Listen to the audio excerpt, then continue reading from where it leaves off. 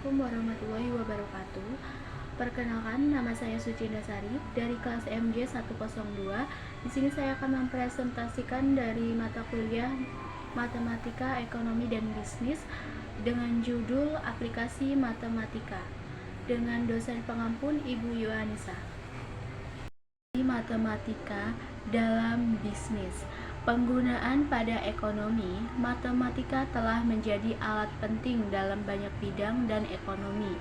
Tidak terkecuali dalam bidang ekonomi, matematika membuat kita memahami dan menganalisa berbagai fenomena yang terjadi.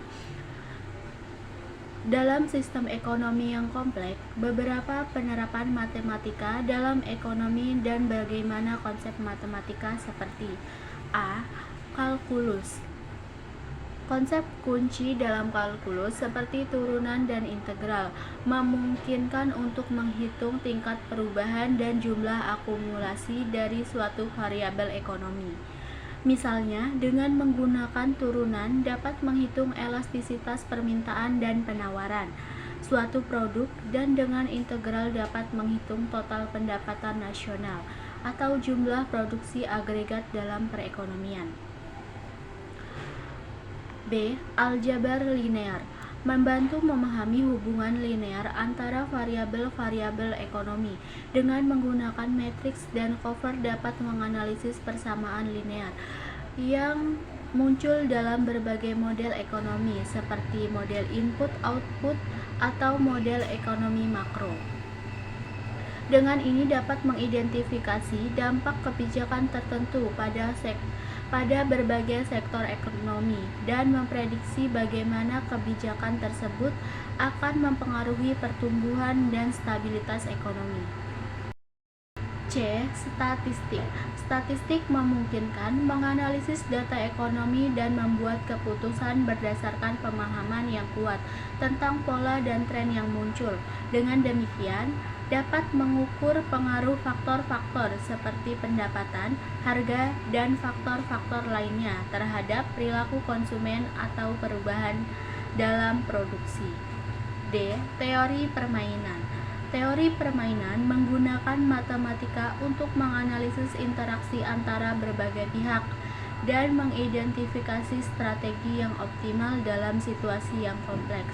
Misalnya, teori permainan digunakan dalam analisis strategi pasar, seperti perilaku perusahaan dalam persaingan di oligopoli atau strategi tawar-menawar dalam kontrak. E. Analisis resiko.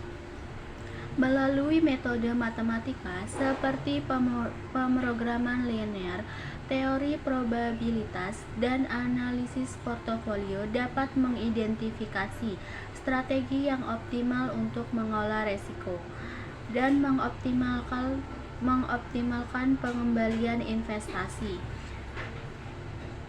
Di era di mana data dan kompleksitas semakin meningkat, pemahaman matematika dalam konteks ekonomi menjadi semakin penting untuk menghadapi tantangan dan memanfaatkan peluang di dunia global yang dinamis. Kemudian di sini ada fungsi permintaan dan penawaran. Permintaan dan penawaran adalah konsep dasar dalam ekonomi mikro yang menggambarkan interaksi antar pembelian dan penjual di pasar. Berdasarkan permintaan adalah jumlah atau barang jasa yang ingin dibeli oleh masyarakat dengan berbagai tingkat harga dan waktu tertentu. Sedangkan penawaran adalah banyaknya barang atau jasa yang ditawarkan penjual pada kondisi pasar, periode, dan tingkat harga tertentu. Pemahaman terhadap faktor-faktor permintaan dan penawaran dalam ekonomi mikro. Ini penting dalam menganalisis perubahan harga dan kuantitas yang terjadi di pasar. Faktor yang mempengaruhi permintaan dalam ekonomi mikro adalah 1. Harga barang itu sendiri. Harga barang atau jasa adalah faktor yang paling berpengaruh terhadap permintaan. Umumnya, ketika harga naik, ceteris paribus jumlah barang yang diminta akan meningkat. 2. Harga barang terkait. Harga barang terkait atau substitusi juga mempengaruhi permintaan. Misalnya, Jika harga suatu barang naik, maka konsumen mungkin akan beralih ke barang substitusi yang lebih murah, sehingga permintaan untuk barang tersebut meningkat. 3. Pendapatan konsumen. Pendapatan konsumen berperan penting dalam menentukan permintaan. Barang normal adalah barang yang permintaannya meningkat seiring dengan kenaikan pendapatan. Sedangkan barang inferior adalah barang yang permintaannya menurun seiring dengan kenaikan pendapatan. 4. Preferensi konsumen. Preferensi, selera, dan keinginan konsumen mempengaruhi permintaan, perubahan tren, perubahan gaya hidup, dan perubahan preferensi konsumen dapat mempengaruhi permintaan terhadap suatu barang atau jasa. Kemudian 5. Faktor-faktor demografi. Faktor demografi seperti usia, jenis kelamin, dan lokasi geografis juga dapat mempengaruhi permintaan. Misalnya, populasi yang menua cenderung memiliki permintaan yang lebih tinggi untuk produk-produk yang berkaitan dengan kesehatan atau kebutuhan khusus lanjut usia. Kemudian, faktor-faktor yang mempengaruhi penawaran dalam ekonomi mikro adalah biaya produksi. Jenis salah satu faktor ini merupakan faktor kunci yang mempengaruhi penawaran. Biaya produksi meliputi biaya bahan baku, upah tenaga kerja, biaya energi, biaya sewa, dan biaya lainnya. Jika biaya produksi meningkat, produsen cenderung akan menawarkan jumlah barang yang lebih sedikit atau menaikkan harga untuk menjaga probabilitas. 2. Teknologi. Perkembangan teknologi semakin dampak signifikan terhadap penawaran. Teknologi yang lebih maju seringkali meningkatkan efisiensi produksi, mengurangi biaya, dan meningkatkan kemampuan produsen untuk menawarkan jumlah barang yang lebih besar. Inovasi teknologi juga dapat menciptakan produk baru atau meningkatkan kualitas produk yang ada. Kemudian 3. Faktor-faktor produksi. Ketersediaan faktor-faktor produksi seperti tenaga kerja, modal, lahan, dan barang atau jasa. Jika pasokan tenaga kerja terbatas, misalnya produsen mungkin mengalami keterbatasan dalam meningkatkan produksi dan penawaran. 4. Regulasi pemerintah. Kebijakan dan regulasi pemerintah dapat berpengaruh pada penawaran suatu barang atau jasa. Misalnya, regulasi yang ketat dalam industri tertentu dapat membatasi produksi dan penawaran. Pemerintah juga dapat memberlakukan insentif atau kebijakan fiskal yang mendorong produsen untuk meningkatkan penawaran. 5.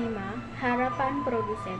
Persepsi dan harapan produsen terhadap kondisi pasar dan perkembangan ekonomi juga dapat mempengaruhi penawaran. Jika produsen berharap permintaan akan meningkat di masa depan, mereka mungkin akan meningkatkan produksi dan penawaran saat ini. Sebaliknya, jika produsen memiliki ekspektasi negatif terhadap pasar, mereka mungkin akan mengurangi penawaran. Kemudian, keseimbangan pasar. Keseimbangan pasar adalah gambaran interaksi penawaran dan permintaan. Keseimbangan pasar terjadi ketika jumlah permintaan dan penawaran suatu produk atau jasa pada harga tertentu mencapai kesetaraan. Harga keseimbangan terbentuk ketika harga permintaan dan penawaran saling bertemu.